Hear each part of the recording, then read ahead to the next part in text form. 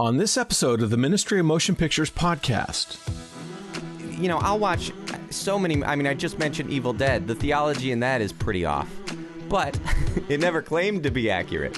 And so I think about these movies based on the book they claim they're making the movie based on. You know, what are you saying? Like, is this what you think the Bible is saying within the world of the movie itself, or the people making the movie? If I secede all of the claims, all of the criticisms of this movie's poorly made and it's bad story and bad character, all of that, okay, but the whole point is as long as it has a good message, and oftentimes it's not even good at that. And I'm like, well, then what is the point of this movie? You're listening to the Ministry of Motion Pictures podcast, where we call faith-based filmmakers to cinematic excellence, bold storytelling, and sound theology. If we believe we have the greatest stories to tell, we need to deliver on that conviction. I'm writer and director and your host, Todd Schaefer. We have a fun episode here with my guest, Kevin McCreary, the young man behind the YouTube channel Say Goodnight, Kevin. Kevin's what I would call an entertaining film critiquer. You heard me right, not a film critic, a film critiquer. Kevin is like a good script doctor who has a keen eye to tell your story back to you in order to point out its weaknesses, problems, and strengths. And what's more, Kevin is wildly entertaining. Film criticism is generally not very exciting stuff for the average person. Our relationship to film critics is the same as our relationship to Consumer Reports. It's rare to find entertaining film criticism. Remember the TV show Siskel and Ebert? Gene Siskel and Roger Ebert were both informative and entertaining, not because they were fun, but because they were serious, and they were often pitted against each other on the merits of a particular film. They were far more entertaining when they disagreed. Kevin is serious and fun. You're always guaranteed some laughs as he unwinds the film to offer his keen insight and constructive criticism. And I emphasize constructive because he doesn't just criticize films, he is instructive. His motto is, holding Christian films to the same standards as Hollywood. As I've said in previous episodes, the faith-based film genre needs good film critics in order for it to grow and thrive, and Kevin stands among the best. This is episode 36. You're a media producer, you live in Nashville, you also do editing. You've worked for Focus on the Family, The Adventures in Odyssey. You've done some editing there. You had your own studio called KMAP, which I guess stands for Kevin McCreary Audio Productions. Wow, nice. Yeah, I've never had anybody guess what that was. That was in college. I did that. I had djmacjd@yahoo.com was my old email address. Wow. And I figured, I guess that's one of those moments where you have to grow up. You're like, oh, maybe I shouldn't have DJ. Like, I wasn't a DJ. I just thought it was funny. This high school email address. Yeah. At least it wasn't Kevin Boy 14. That would have been at more Juno.com. memorable, but easy to remember. You've also produced a number of podcasts, right? Yeah. You produced a number of podcasts, the Ceiling Fan, Adventures in Odyssey podcast, and the one that I'm excited about is Say Goodnight, Kevin. You also rap. You got a lot of rap videos I saw in there. Oh, yeah. So have you always lived in Nashville? I haven't, no. I started out my life in Michigan. My family's from Michigan, and then they moved to the South when I was 11 to South Carolina. And so I think that kind of, for me, introduced me to, it kind of started me on an observational life path.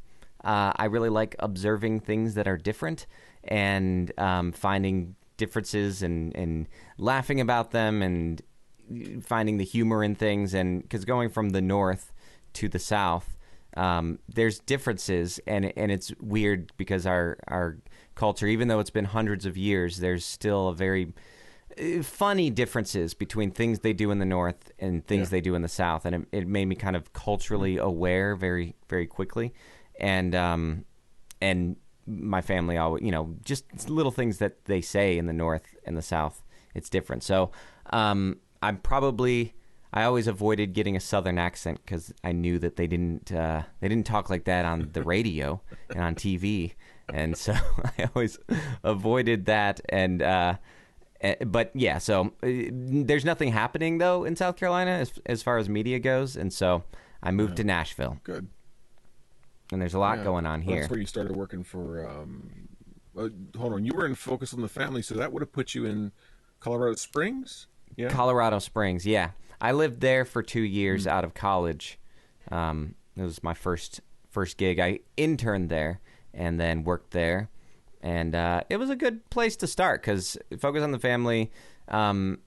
They are, whether or not people agree with all of their different stances on different things, they are very dedicated to quality, and so it was really cool to be in a place that like they didn't let anything go. If I was editing something and it sounded a little off, it was called out and I had to fix it. And so it was kind of a boot camp sort of situation for audio production and audio editing. And I think Adventures in Odyssey is the same way. Like because I worked for the radio program, but I did some Adventures in Odyssey is where all the fun happens. You know, that's the kids show, and it's a really creative show, and so I learned a ton about sound design and stuff from there. Let's jump into Say Goodnight, Kevin. How did that start? What gave you the idea for that? Well, so like you said, I'd done a few different podcasts, and I had been doing this one podcast that was super niche. It's called The Ceiling Fan, and it was a fictional character doing a podcast about, like, that's the premise. About, and I was doing his voice, it was this kid who claimed to be the biggest Adventures in Odyssey fan. And within that, he would do these different adventures, and we also would do kind of a news report that was like The Onion, where it was doing like news about things happening in Adventures in Odyssey, but they were like made up things that they wouldn't do on an actual Adventures in Odyssey episode. And like there was one where I can't, I always can't even remember ones that we did, but just little stupid things like Mr. Whitaker actually was running some sort of like ring of kids, like ice cream smuggling ring or something, like, like usually like more grown up stuff that they wouldn't do on the show. Yeah. And it was fun and funny, but like most people who know what Adventures in Odyssey is didn't find it funny because it's making fun of their favorite show. And most people who didn't know what Adventures in Odyssey was, who might have found it funny, well, they wouldn't find it funny because they didn't know what the show was. So it's a super niche thing. And that's why I continue to do that same thing with Christian movies. But I don't know, I find that sort of thing funny. So I was doing that show. I'm leading to something, I promise. I was doing that show, and I was working with several people. I found it very fun to, this is kind of the age of new media, and how far can I push it to where I'm making an audio drama with people all across the country, putting something together, and it was a lot of fun. But it ended up being a ton of work and very dependent on everybody was volunteering to do it, and so nobody was getting paid, and I was very dependent on other people, and so and waiting for them to get their lines in and stuff, and I felt bad because I was always kind of pressuring people to do something, and it felt like it was my, I was pushing people towards my dream, I guess, and I was like, I like video production. I've always wanted to start a YouTube channel, and so I had the stuff, I had the camera and the equipment to do it, and I thought, I should just do something that's just me. And so the idea of my YouTube channel was just to make something that was me. It was like a side project where I could just talk about things, and I ended up, when I first started the channel, it was just kind of me doing listicle type videos where it's like, hey, here's 5 reasons cell phones are dumb, am I right? But I always enjoyed experimenting with different stuff, and I figured, well, this is a cool creative outlet because I can do whatever I want because not a whole lot of people are watching. And so I would try different stuff, and it was kind of my little creative playground. And it was actually when I'd been watching a lot of Nostalgia Critic, who does movie reviews and stuff, and I was like, I should do something that's like that, but with Christian movies.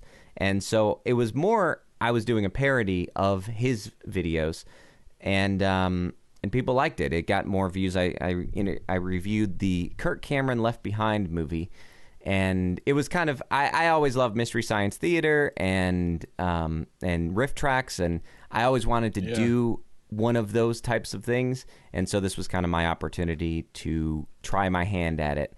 And I loved it. I enjoyed doing it so much that and people seem to like it. And I always tell people, like, whenever they're doing a creative project, if it's YouTube or podcasting or whatever, people want to do something like this, but they don't know what exactly to do. I always say experiment and play around and figure out, find your voice. And finding your voice, to me, I think means finding, it's 3 things. It's kind of a trifecta. Something that you enjoy doing, something that people seem to like that you do or want, something that people respond to and want more of, and something that you're good at.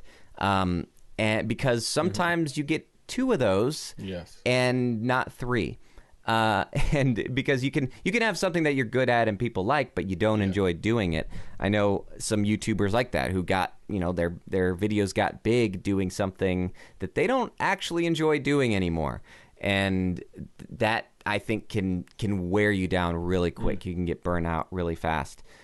But it, also you have to gauge which, the level to which you like those, the level to which those are significant to you. Because if you're doing something that you love and that you're good at and people aren't really responding, but enough people, like I'm kind of that way because I don't have millions of subscribers, but the people who do subscribe and the people who do watch my videos really like it. And so to me, that's enough. I could tell myself, that, there's not enough people and so people aren't responding. But I don't, because I like the amount of, I like the viewership, and the people who find it think it's special and fun. And so that's what I do. I review mainly Christian movies. Since I started off doing Christian movies, I like doing other stuff, but I think Christian movies is kind of where I've found, because I grew up in the church and homeschooled and in youth group and all of that. Like, I think I find that's me. That's where I really feel like it's appropriate for me to criticize. Yeah. And yeah, exactly. And I was on a podcast recently where we were talking about how there have been people who are like, this kind of niche criticism is something that exists, like, because something is catering to a niche audience. Like, someone brought up the Medea movies, and they told me, you should review the Medea movies because they suffer from a lot of the same things that Christian movies suffer from, but geared towards a different niche. And I'm like, it's not really for me as a white male to go after those movies. I mean, I could criticize it, of course, but to kind of go after it because they're catering to a particular subculture, I don't feel as comfortable with it, where the person who was recommending me do that would feel more comfortable. And I was like, you should do that because it's definitely something that you could speak to from a much clearer perspective. And so for me, I feel like it is something that I can appropriately approach. Not that atheists or non-believers can't criticize Christian movies. In fact, I think it's good that they do, because it's good to see what people who you claim to be trying to reach think of your movies. But for me as a Christian, I think that it gives a different perspective. I'm a Christian who isn't It doesn't bother me if someone criticizes a Christian movie because it's just a movie. My salvation isn't in the movie itself. So Right. I think that it's accountability is such a core part of Christianity and learning and growing. And to me, that's really learning is what movie reviews and analytics or analysis is all about. Like that's what you do, especially if you go into like a master's program. You're Right. reviewing papers that were written and articles and ideas. That's that type of analysis, and film school is that way too, where you're watching movies and critiquing them. That's what I like to do, and that's what I do on my channel, along with making a few jokes along the way. Well, this is what I've been talking with Kev, the guy from Gospel, with Brett McCracken at the Gospel Coalition, who Yeah. does a lot of film reviews, and Tyler Smith, who I think you know. These reviewers, I mean, I think movie criticism for Christian films has to be happening if we're going to have a Christian film industry that's growing and developing and becoming something more than what it has been in the past. I think it's crucial that happens. When you look at most film movements throughout history in different parts of the world, like the French New Wave, the Italian Neorealists, they were surrounded by critics who were sometimes they were very, very scathing, and sometimes they were very helpful. And I think that's sort of the environment that all film has to come out of. There has to be that fostering of that whole unit. Christian film doesn't just happen on its own. It has to be fertilized by the criticism and we have to be open for it. We have to be open to the critiques, because then we're learning, and then we're doing the next thing. I think that you have to be, anytime you're doing anything creative or any sort of project, you have to be open to criticism and also willing to let it go, let it slide off your back. That's and right. Take it with a grain of salt, because criticism is very much opinion driven, and it comes from one perspective or another. But if you find some criticism that if you're open to it and you're like, okay, this is something that is making some valid points, then listen to it and learn from it. But if not, if it's like, well, this clearly is just making fun, then, okay, there's glad somebody noticed. Yeah. Well, I mean, any criticism could either be someone's opinion, or it could be reality, that you missed something as a filmmaker or a storyteller. You had this flaw, and other people are going to let you know about it, and you learn from that. And I come from animation mainly, so I'm teaching people how to do art. I'm teaching them how to do animation and performance and that sort of thing. So I always tell them it's going to take a long time for you to produce something that's not a failure. You have to be willing to do those failures and make those mistakes, because that's how you grow. Without failure, you're not growing. And I think, in a sense, Christian film is still in that infancy where we're not quite sure what it is. And a lot of filmmakers are coming at this really new, so they don't have the tools and they don't have the experience to learn from, that other people, like in Hollywood, they have to fight to get to those positions. And, only the cream rises to the top. And because it's so competitive, the competitive ones who are successful are the ones who get there. Whereas in Christian film, it's just like the doors open and whoever comes in, okay, Right. you can point a camera or whatever. It's going to take time for those filmmakers to actually grow and develop. And that, I think that's what we're seeing and where we are in the industry at this point. I mean, I always say that, like, some of these filmmakers, if their movie was not a Christian movie, it would be totally fine that it's all fine that people are making whatever they want to make, but typically this particular caliber of film would not be a theatrical release. It would be touring film festivals and stuff. And you always, I mean, if you watch a TV show, you're not judging it, the acting and the visual effects and stuff, the same way as you do when you whenever you watch a movie in the movie theater. And there's just some sort of, we always give forgiveness or to different mediums.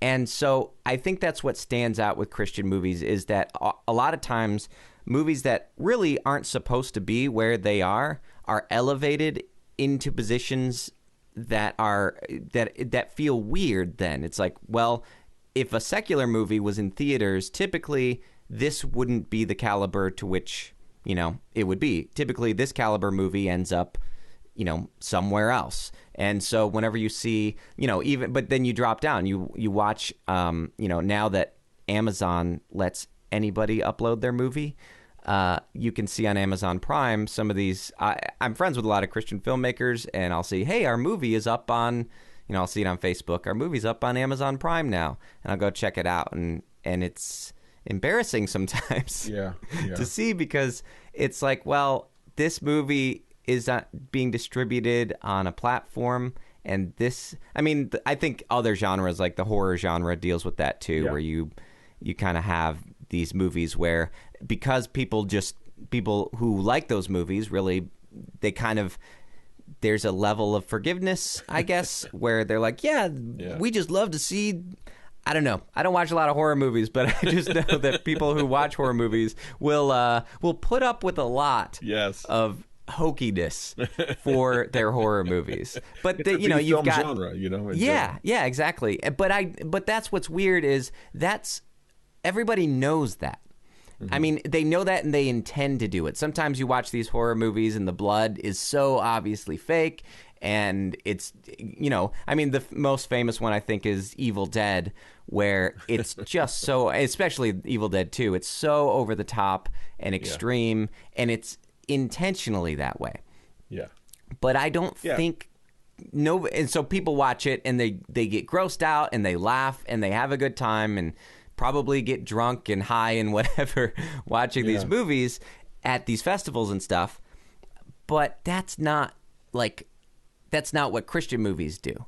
Like, that's right. And that, I think, is what's interesting about the kind of the genre, is genres oftentimes, you think about found footage films, and if I were to, I say this, I've said this before on podcasts, so I'm sorry if I'm repeating myself, but I was thinking about how, I always think about how found footage movies, if I were to watch one and criticize it and say, I don't like the shaky cam here, then it would be on me to recognize that I don't like found footage movies, because that's what they are. It's a attribute of the genre.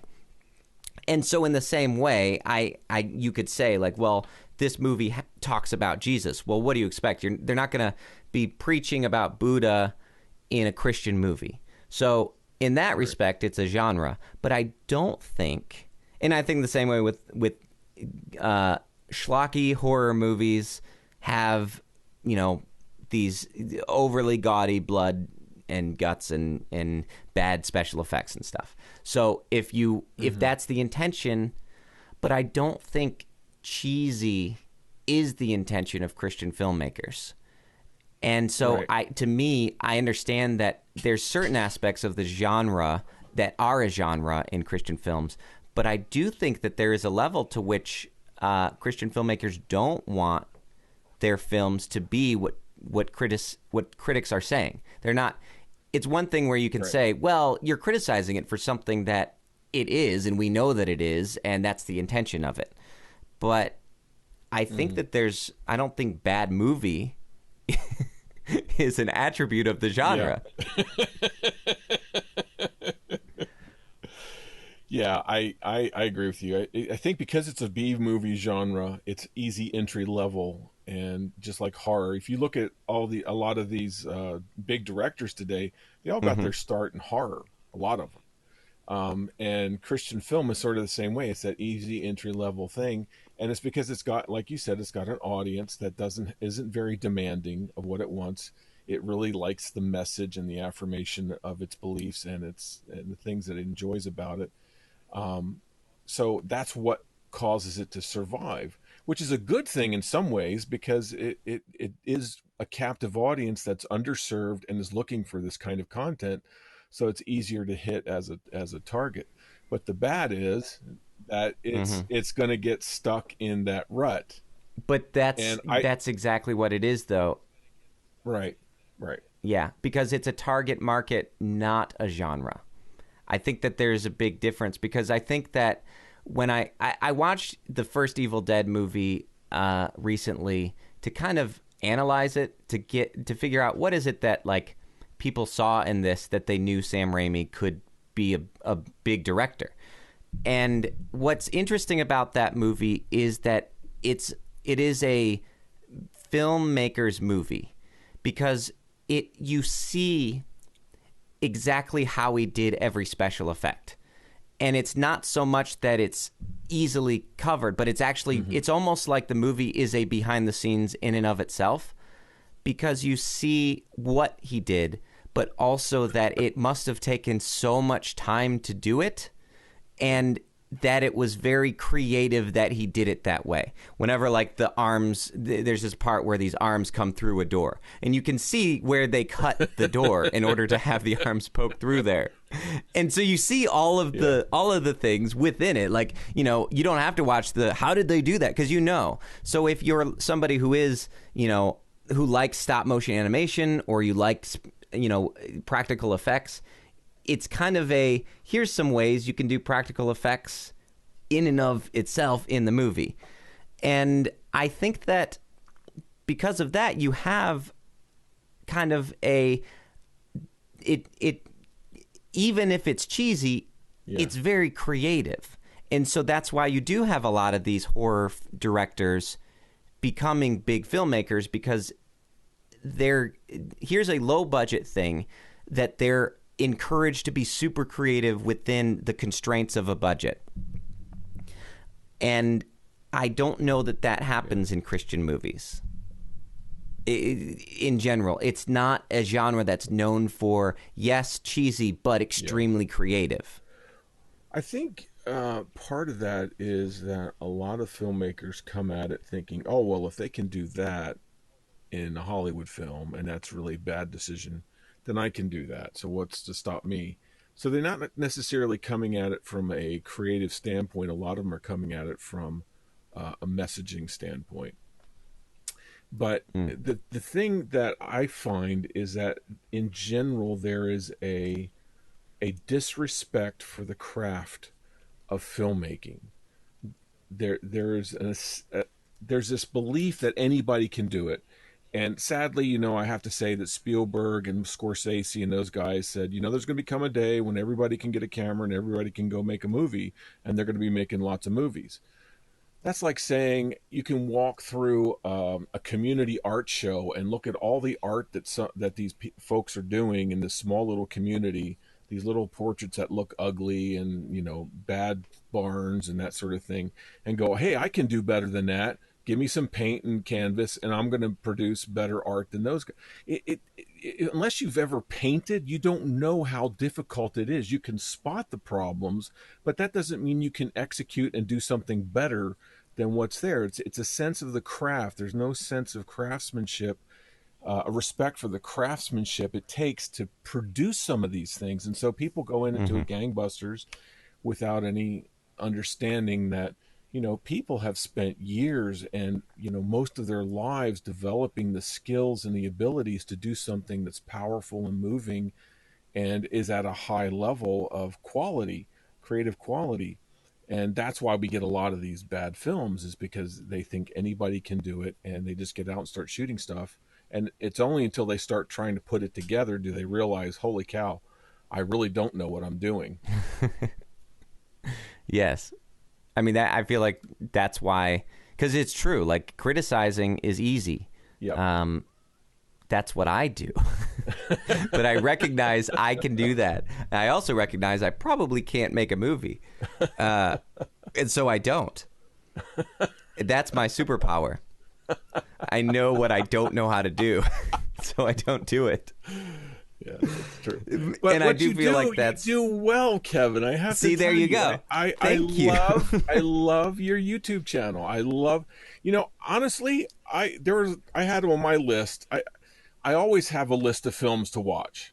And, you know, I throw in a Christian film in there, especially because I'm doing this podcast. And I just want to be on top of things and see what's going on. And I want to be... And some of them, I can't watch them. I don't have the stomach that you have.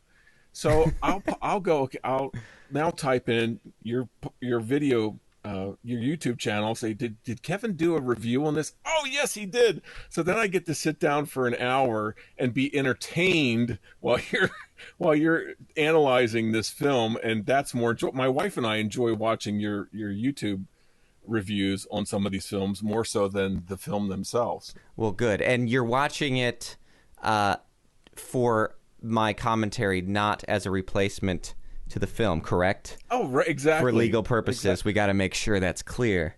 That yes, that's true. I'm watching it because you're entertaining. There's added value. You talk about things, and you've got a lot of added value. It is so entertaining. Well, I really appreciate that.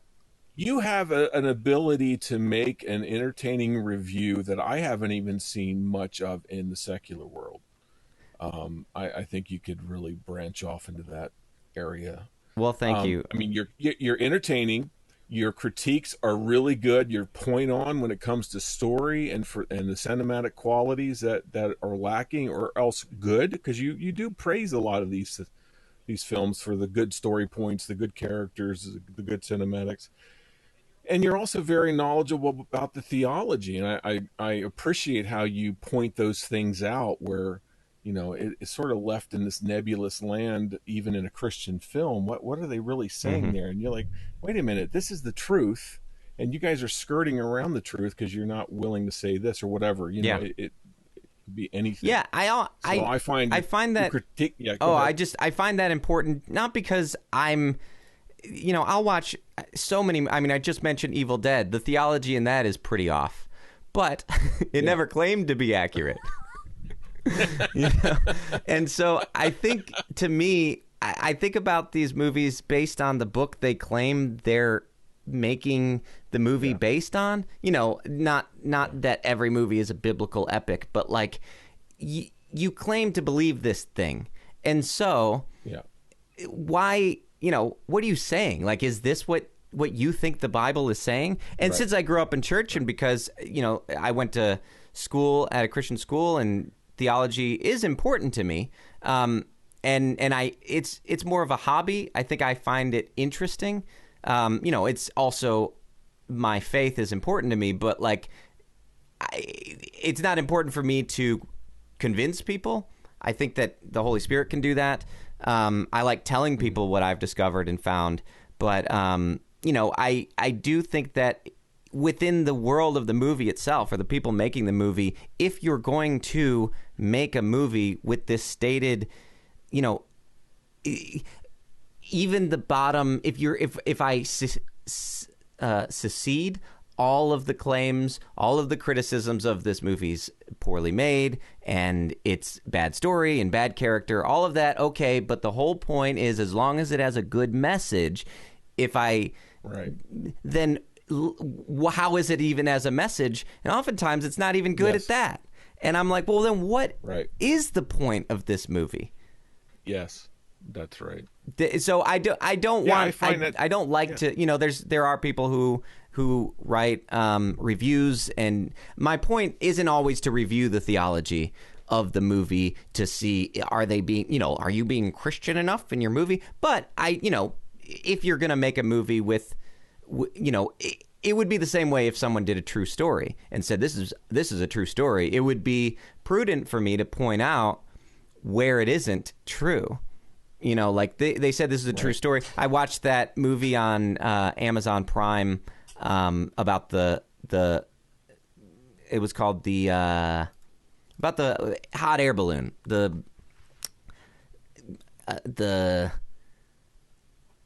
I can't remember. It's a movie about a guy who goes up in a weather balloon, and what's interesting about the movie's pretty good, but my wife and I were watching, and we looked up the real story, and it's so far off that the movie has this man and this woman going up, and they don't like each other at first, and it's this very like kind of the foundation of it is very much a chick flick where they don't like each other and then they fall in love and that sort of thing. Well, in real life, it was two dudes who went up, and there was no love story, and it's so off base on. So if I was reviewing that movie, I would feel it necessary to point out that, hey, this is a good movie, but it's almost entirely fictional. Like, there's very little that happened in this movie that, I feel the same way about Remember the Titans, where that movie is such a good movie, but it's pretty much 80% made up. And I think, just ruined your whole day. But, I think in the same way, if a movie's going to claim to be Christian, I think that's why I end up pointing out theological stuff in my reviews, is just because I think it's important to, when something's off base, at least from my perspective. I know that my theology is probably different than a lot of people. I have lots of people who are Catholic and Protestant and Mormon and atheist and all kinds of people who watch my show. But from what I've read in the Bible and what I've seen, I point that out. I do the same thing with economics. I do the same thing with, storytelling, because I know a lot of this stuff is, there's very, very smart people who are way smarter than me who believe differently than me on some of these things. But here, that's why I do emphasize that it's an opinion, but, it's I truly believe it. But that's part of your voice So. too. I think we should not be afraid to criticize the theology where it's off, where it's drifting into heresy, where it's going to confuse people. And I don't think it happens enough. Yeah, because sometimes I think the directors don't know. I think that's one of the main things I like to point out is, here's the thing, and I don't know if you know that this is how this is coming across. Right. I do that a lot with innuendos, because sometimes it's just so much like, do you know what you've done here? Because anybody watching this movie who has, who's worked at a restaurant in a restaurant kitchen for 5 minutes will not think that you are being very pure in this moment. Like, and sometimes maybe I have a perverted mind, but sometimes I'm like, I don't know anybody who's gonna. Maybe just be aware.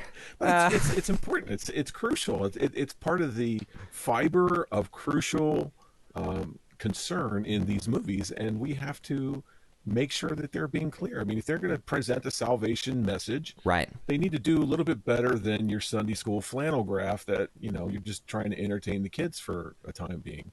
We got to elevate ourselves, and that's one of the things I find with Christian films. Is I sit there at the end and I'm going, did that really represent myself, my faith to the world? And would I be happy with a non-believer sitting down and going, oh, that must be what Todd's all about? Yeah. No, it's not what I'm all about. It's embarrassing. Yeah, that's very much my perspective as well. Like, if an atheist or if a non-believer, if an alien comes along and watches this movie, sometimes I think that there's a Christian bubble or there's almost this Christian entertainment inbreeding where one Christian thing is successful and then more of those things are produced, and it's like, where, I feel that way with Christian music. I put on K-Love or something, and I'm like, there's nothing in the secular world that sounds like this, but I can see, if you follow the genealogy of Christian music, how they came to this, because it's all this,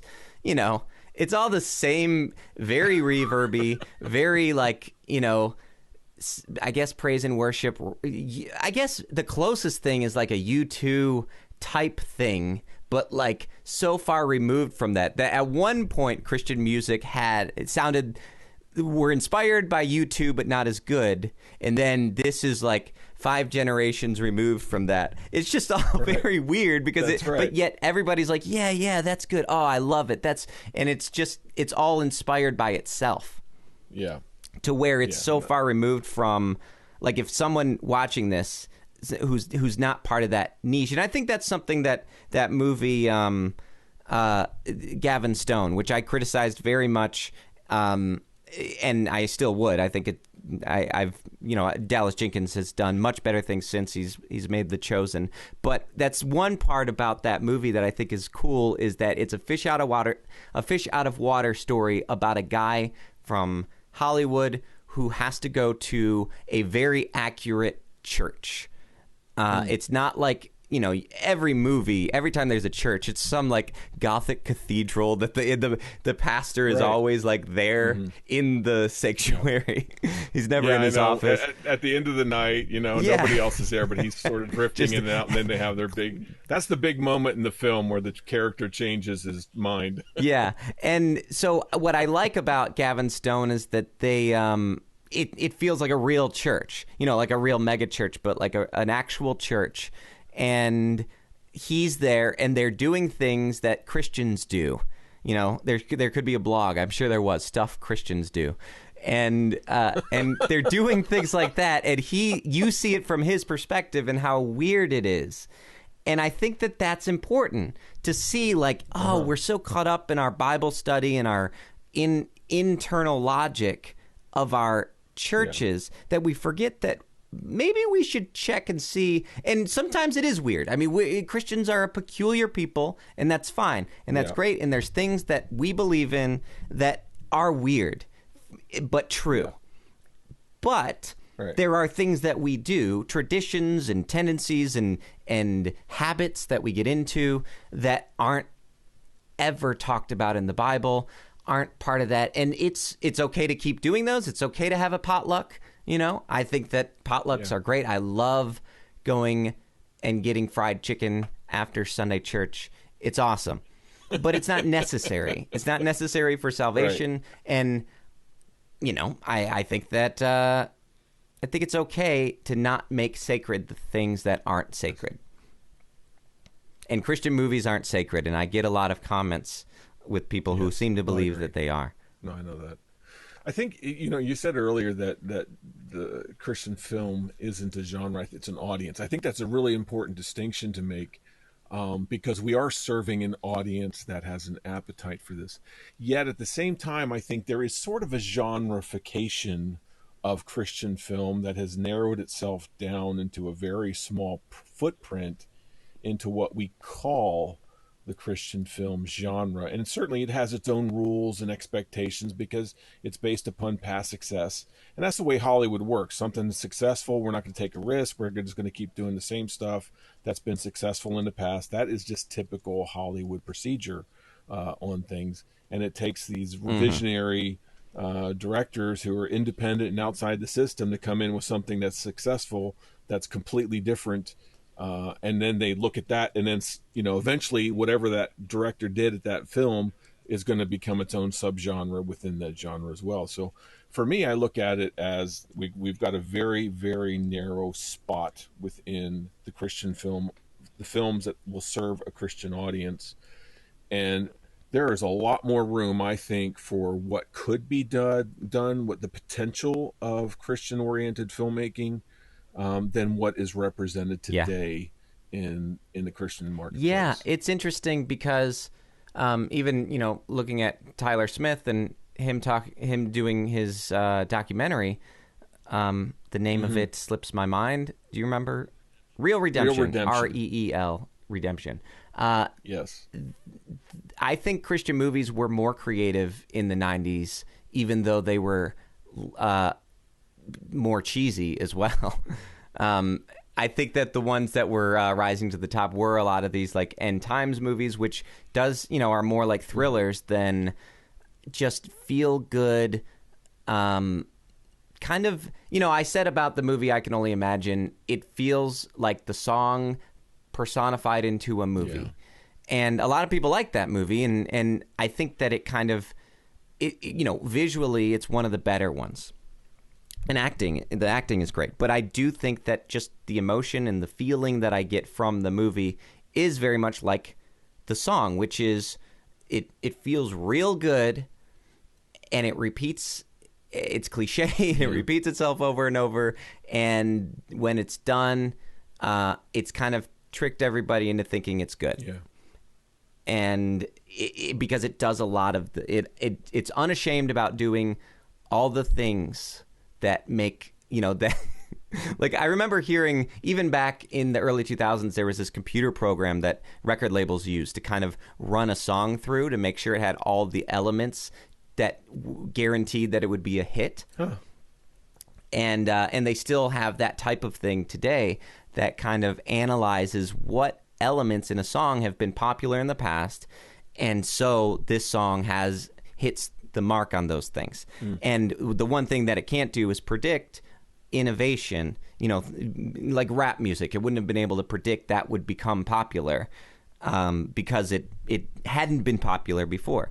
And I feel like sometimes songs, you can sense that. Wow, this is all the things that make a song popular. And that's what Hollywood does. Hollywood itself, you have movies like Independence Day, which I actually really like. I think that there's a lot of heart in that movie and a lot of core elements. I mean, you can kind of compare the movie Independence Day, the original one, with the sequel, which hits all these points, but is terrible. And it's just by the numbers, fill in the blank sort of movie, and all the disaster movies that came after that.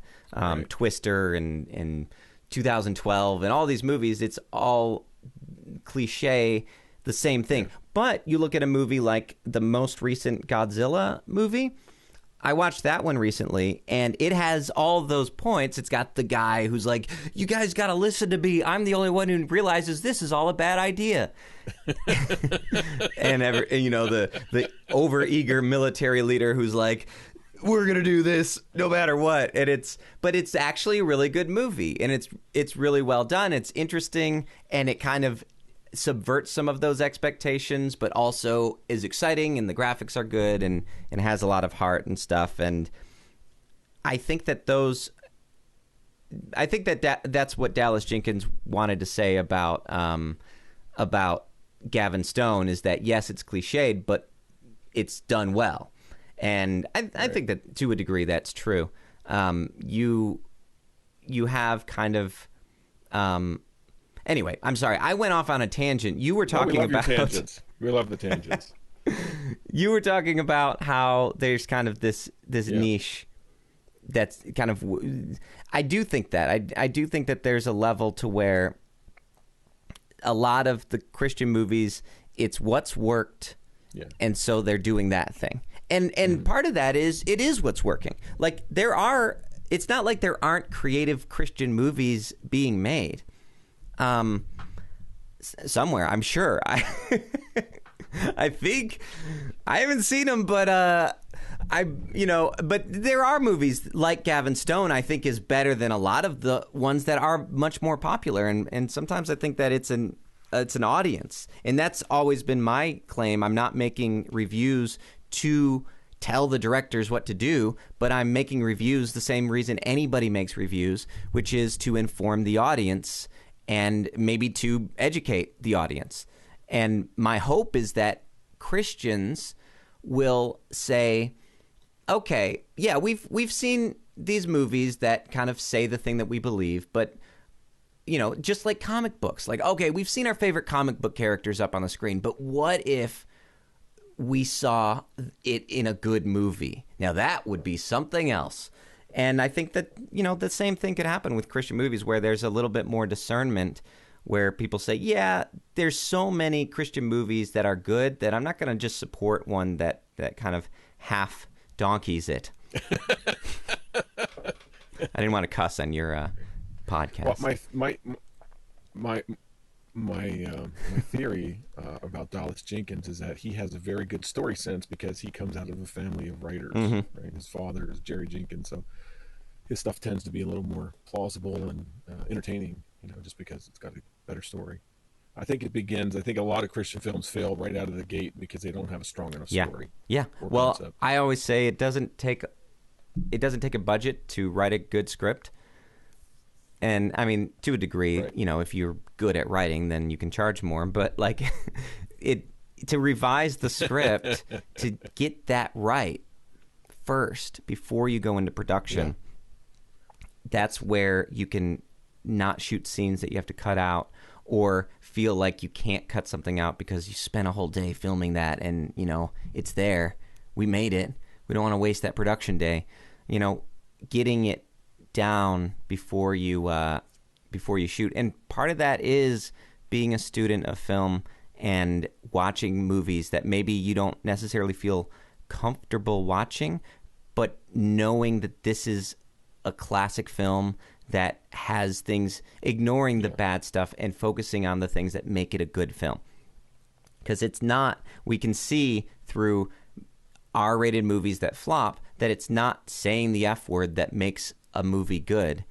It's so many other things that can make a movie good. And I think that also Scorsese proves that with his movie Hugo, which I really love that movie. Here's a guy who almost always makes R-rated films and made a PG movie that kids can watch, and it's such a good movie. And it's because he's a very talented director who knows how to make good movies. And I always talk about Scorsese because I'm always impressed with him. I know there's people who actually aren't impressed with Scorsese, and that's fine because we all have opinions. But I think that most people can admit most of his movies are better than a lot of the Christian movies that come out. You think? And I think studying movies like Goodfellas or Hugo, or looking at movies like The Godfather and other ones that just looking at any top 100 list of best movies ever and figuring out, looking at them and figuring out why are these movies good. To me, I know that when I started, I mentioned earlier in the podcast, I started reviewing movies as more of a joke. And I always love talking about movies. I always love talking. It's my favorite thing to do. And I love talking about movies, but I'm not really I didn't go to film school or anything. And so when I realized this was something that I was going to do more often, I started being more of a student of film and reading more books about filmmaking. There's one called Directing that's on Amazon. You can get it. It's usually a little more pricey, like $30, but it's basically film school in a book. It's so good. It's a great reference book. But I started reading a lot of books about filmmaking and screenwriting and stuff just because I felt like it was, if I'm going to be doing this more, if I'm going to be talking about it, I should know something about it. And that's why oftentimes I'll do kind of rants of educational things in my reviews. I'll try to slip it in there, kind of a Trojan horse edutainment, because I like pointing out, hey, here's a thing that is a good storytelling technique that is used in this movie. Do this more. Really? You mentioned that I'll sometimes be positive, and that is kind of something that I'm thinking of. Kind of my target audience, which is generally, my core audience is generally 18 to 25, according to my analytics. And and I think that that's because, or at least for me, I think, okay, those are college age students. Those are people who want to make movies or might potentially want to make movies. Let me point out the things that they can learn. This is the future of Christian movie making. Let me tell them, here's something, not only this is the bad thing, which is funny and fun, and you can always feel pretentious and smart by pointing out the things that are wrong with a movie. But here's a thing that is done right in this movie and why it works, or here's a thing that could have worked better. Cool. I don't know where I was going with all that, but those are things. No, that's good. Maybe you could cut all that together to make a podcast. Have you read any books by Richard Walter on screenwriting? Maybe. What has he done? He's done a couple books on screenwriting. One, it's called I forget. It's screenwriting. Anyhow, I'm only bringing it up because you sound a lot like Richard Walter when he talks about how films and stories work. Oh, and the Essentials of Screenwriting. Yeah, I have read that. Yeah. Okay, good.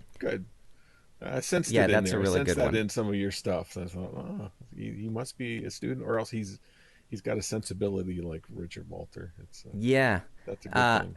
A lot. Sometimes, what's fun? Sometimes I'll read something and I'm like, oh, that's a thing that I've talked about, and I didn't know that had a term. Or I didn't know that was a thing that people knew about. Like, I knew people knew about it, but so much is just... Sometimes it's just intuition where I'm like, this feels weird. Why does that feel weird in this movie? And so then I'll I'll kind of analyze that, because sometimes it's hard. You can't find, like, you can find like terminology. There's a website that has like all the movie cliches and stuff, all the tropes. But sometimes it's hard to find like terminology when you notice something is done a lot in a movie, but you can't quite find what it is. So reading the books has really helped me with that, just to kind of discover, oh, okay, so this is known in screenwriting. Screenwriting 101 is another. There's actually it's not a book, it's a lecture on Audible that is really good. It kind of is about reverse engineering films and scripts, and that was cool because that's what I've always done, is reverse engineering. I'm looking at the final product and I'm speculating, so what led to this? from what me as a consumer am seeing, what must have happened or could have happened, or what would have gone through the mind of the writer to lead, or the director or the filmmaker, to lead them to make this creative decision. And sometimes I'm wrong. That's why I started my podcast, was to talk to directors who are like, yeah, you said this and actually you were wrong about that. And that's fun too, because then I get to learn the actual reason behind one thing or another. It's it's a lot of fun, because to me, some people approach this from a just wanting to criticize, or approach it from, I don't know, just different perspectives. My approach has always been education. Like, I want to learn as much as I can. And so I'm not like afraid of being debunked, because that just means that more truth is out there, that more people get to know what really happened and what's really behind it, and get to think for themselves. And I love that about it. And so if I have a video and I say a thing and someone comes on and says, you were wrong, you said this, and you're kind of an idiot, Kevin, I'm like, perfect. Now I don't have to walk around being an idiot anymore. Well, I think in one of your YouTube reviews, you, in the body of the work, you had said one thing, and then at the end you wrapped it up. You said, you know what, I was wrong about that, or something like that. And that was I thought, refreshing to see you wrap up the review. Thanks. Like that. Yeah. Sometimes a lot of times, because I do write the review, but a lot of times I try to keep any thoughts that I have during the process in there, so it leaves a feeling that we're watching this for the first time together. And that way I can always kind of explain as the movie goes. And and sometimes it's more entertaining, where I'm like, man, this is so cliched, and then it gets to the end, I'm like, oh, it was supposed to be that way. Yeah, exactly. And that's fun, because then I get to show kind of the creativity of the director, that maybe they were a little more creative than I was giving them credit for at the beginning. Right. Mm-hmm. No, I appreciate that. I really like that about your reviews. So how long does it take you to write one of these reviews and produce it? Way too long. It's actually not worth it. Yeah, I can imagine. But it's so much fun. I love doing it. So it takes me a little while to... I just dropped my pen. It takes me a little while to actually get my next one out. Sometimes it's quicker, sometimes it's slower. I think the magnitude of making it sometimes discourages me from getting it done faster. Sometimes you're like, man, I got this big project I got to do, and then you end up playing, solitaire or something. And so I typically what I do is I will watch the movie with my laptop there, and I'll just write every thought that comes to my head as I'm watching the movie. Yeah. And then I will go through that script, and I have a pretty good memory, and so I will I can kind of remember based on my notes like what happened in the movie.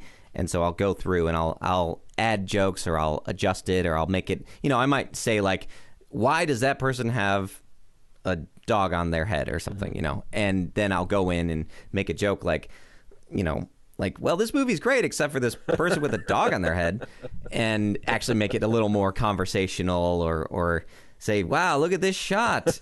Glad they got the dog in the shot, or, something that feels a little more like I'm saying it off the cuff. And then I film it. I film just me doing the script. And then I put it in my computer, I put the files inside the computer and edit it to the movie. And then I kind of do several passes of trimming it down, because I got to figure out what to take out, because I don't want to post the whole movie up there.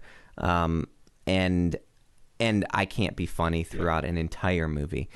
And then I'll actually, as I'm editing, I will add voiceover stuff to it. So there's parts where, it used to be a little more obvious. I now use the same microphone with the same input and everything. But sometimes I can tell, like, the tone. It's hard. Tone is so frustrating. And I'm an audio person, and I still, like, if it's not the exact scenario. Anyway. That's right. Getting into the weeds. You can't ever recreate. It's really frustrating. I don't know what it is. It's the temperature. It's the humidity in the air. It's this the person distance of the microphone. There's so many factors. Yeah. And so but I'll add some jokes or some thoughts, or sometimes it'll be a lot, because I'll realize I didn't notice something watching the movie until I was combing through it in editing, and I'm like, sometimes. I think it was one of them recently where I had to actually, like, delete a lot of jokes that I had made, because I was making a joke based on something that actually wasn't true about the movie. I had missed something, and I was making fun of, like, this movie didn't say this. Well, it did say that, and so it would be dishonest for me to just cut it out and not tell anybody, hoping nobody would, because nobody's ever done that. Nobody's ever called me out on something that I've said. But I know one day they will. And I also, because I know that sometimes people won't see the movie, and I don't want to, like, criticize a movie for being something that it isn't, because that's my biggest fear, is being criticized or even loved for something that I'm not. So I want to be either loved or hated for something that I actually am. Well, I find that you're fair. You're not out just to trash a film. You find the good things. You point out the good things. And if the movie is genuinely good, you explain that, and you encourage people to go see it. So I think I really appreciate what you've done. It's, we need this kind of honest conversation. And, I think Christians need that hand-holding that you do, where you take them through the story point by point and say, this is why this doesn't work. This is why this is kind of cheesy. This is why this fell flat. And we can do better than that. And then all the light bulbs I can see are going off in people's heads, going ding, ding. Yeah, I understand. Now I get it. Now I understand how Christian films have sort of fallen below the standards that we're all normally used to seeing, and why. So you're no longer getting these comments from people saying, well, Christian films don't look good, aren't good because they don't have enough budget. That has nothing to do with it. Yeah. There's lots of great films that are low budget and good. I mean, even just this year, I haven't seen it, but a lot of people have been talking about The Invisible Man, and that's a $6 million budget, which is the same as Unplanned or the Overcomer, or several Christian movies that have come out in the last year or so have had the same budget as that. And so what's your excuse, is what I say. So give me 3 of your favorite films of all time. Ooh, I hate that question. That's a terrible question. Films that are your feel-good films that you love to watch. They're not necessarily critical or analytical films that just resonate with you. Yeah, Bambi, of course, Aladdin, and The Jungle Book. All right, there we go. I mean, those are great films. I love Aladdin. I love Toy Story. I think. Probably A Christmas Story. Oh, okay, yes, absolutely. I love that movie. That pops up in your things not just a lot. For Christmas. Yes. Home Alone. Obviously, my channel's named after it because "Say Goodnight, Kevin's" a joke in the movie. Okay, I was going to ask you where that came from. Yeah. Yeah. The mom says, "Say goodnight, Kevin," and he's like, "Goodnight, Kevin." It was a nice 90s snotty kid joke. But I love that movie. It's scored by John Williams, and and it's so good. My wife and I went to the Nashville Symphony, where they'll often do movies and play along with it. And so they get, like, I don't know how they do it. They get a cut of the movie without the music in it, and the symphony plays the music. And at first I wasn't sure how that would feel, but we went, and it was so cool. Like, the movie comes alive in such a different way. Wow. And but Christmas Story is the only VHS that my grandparents owned growing up. And so every time I was over there, I would watch that movie. And as I've gotten older, I've noticed, of course, the cuss words that are in it that I didn't notice as a kid. But also, it's such a cool, well-written movie. And which is funny because it's so voiceover driven. And I'm often critical of voiceover because in Christian movies, it's usually used as a crutch. Yeah. It's usually used as a way to not have to film a scene or show your audience something that they could have learned through visuals and through good acting. Right. And it's often lazy writing too.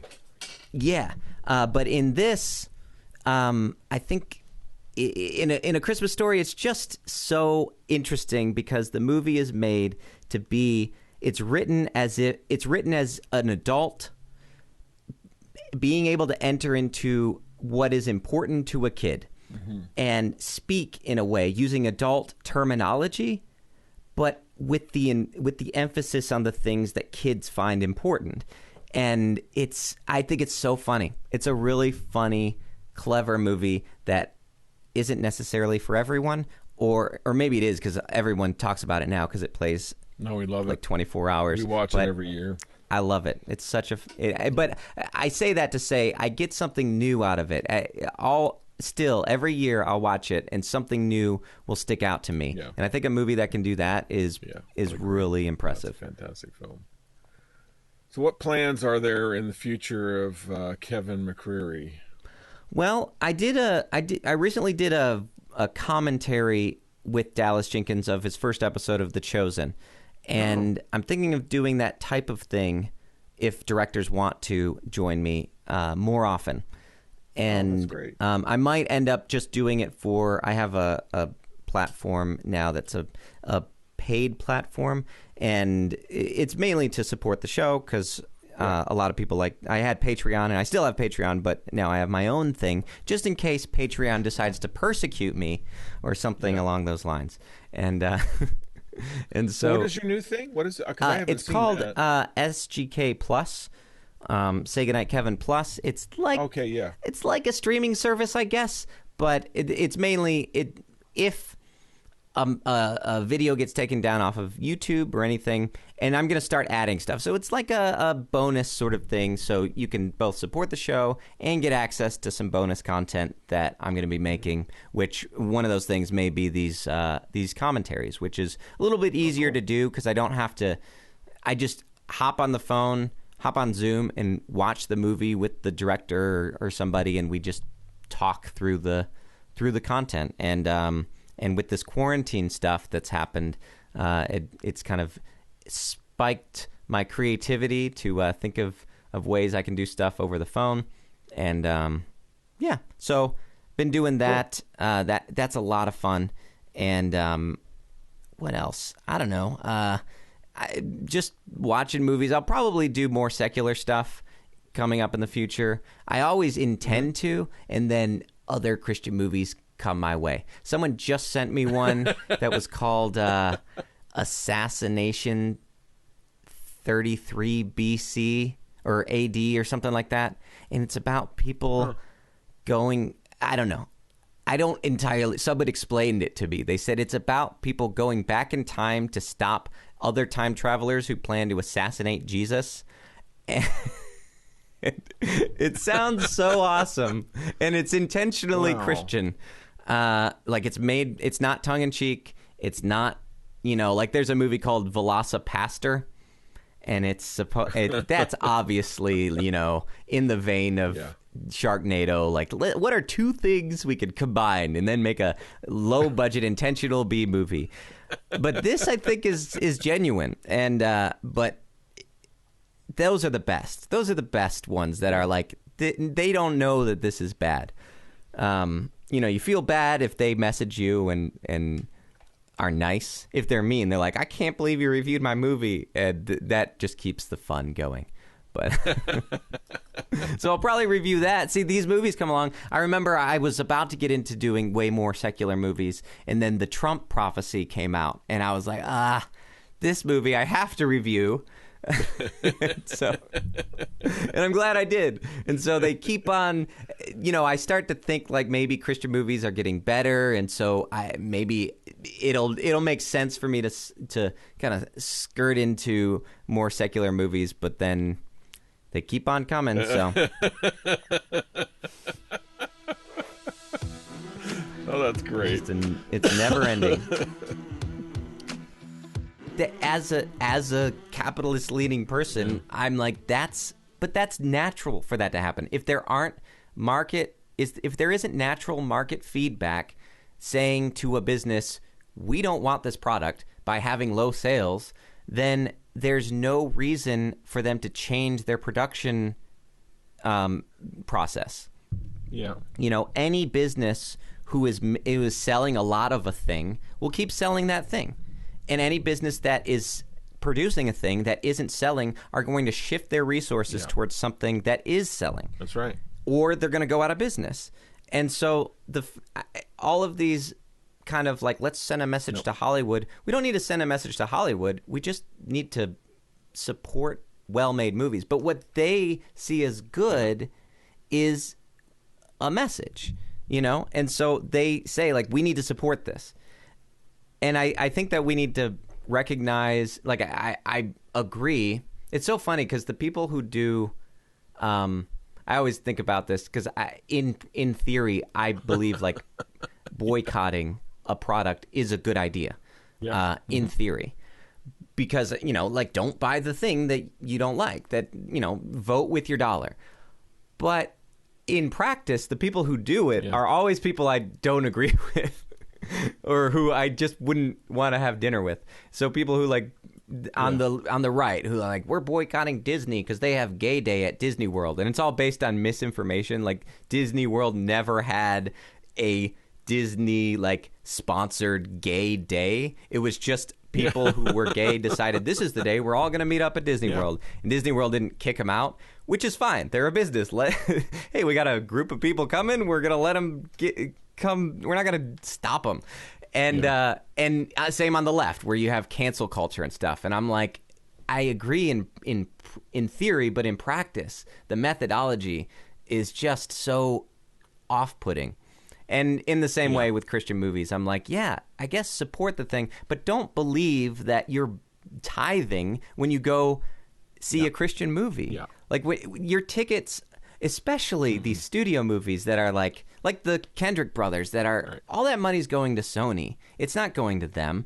You're not supporting the Kendrick brothers ministry because they don't have a ministry. They're a business. You're not. Yeah. They have to pitch their movie idea to Sony every time they make a movie, and Sony has to then say, okay, this is a movie we think will make money. Here's your money. You can go make the movie. It's not so by supporting the movie, they're just saying, all right, good. We made our return on investment on this movie was higher than Spider-Man. So sure, we'll keep making them. But it has nothing to do with, wow, Sony's really coming around, or that Sean Astin is a Christian or something. Yeah. Like, it has nothing to do with that. It's just, when Fox would make these My Kid Has Cancer and Went to Heaven movies, which is a genre apparently in and of itself, they weren't doing that because they just wanted to spread the good news of the Lord Jesus Christ. They did it because they saw a market to tap into, and so they knew that they could do it, and it worked. They have to be. They have to make this thing float. So I think that's the most important thing, is educating people about the market and how it works, and understanding that whether Christian or not, like people, and it's okay for people to be business people. Like, I think that's great. I think it's awesome, but like, as long as audiences recognize, all right, I recognize that as long as you're okay with it, like know the truth and then decide if you're okay with it. But I think maybe that's just kind of how my brain works, because I feel that way about myself, where I'm like, I want like I said earlier, I want people to love me for who I am or hate me for who I am, not who I'm not. And love these movies if you get value out of, if the ticket itself, the cost of admission, you get that much value back because you just enjoy the movie that much. But don't think that there's more value in the ether because you went and saw this movie. That now more people will come to know Jesus because you saw the movie. That's not, it's just, there's no correlation there. But marketing wise, they do that a lot of times very unapologetically. I think they're getting better at it, about hiding the ball. Well, Kevin, I want to thank you for being on the podcast. This was a lot of fun, and looking forward to seeing what you're doing in the future. And I still got a lot of your content to go through and entertain my family with. So I appreciate the work that you're doing for us. Well, thank you so much. We'll look up SKG Plus. I appreciate that. You can find Kevin's work at his website, saygoodnightkevin.com, and on his YouTube channel, Say Goodnight Kevin. And if you enjoy his work, you can go deeper by joining SGK Plus, which has a lot of extras that you'll enjoy. There'll be a link in the show notes of this episode. Thank you for joining me on this episode of the Ministry of Motion Pictures podcast. For more information about the Ministry of Motion Pictures, you can find us at ministryofmotionpictures.org.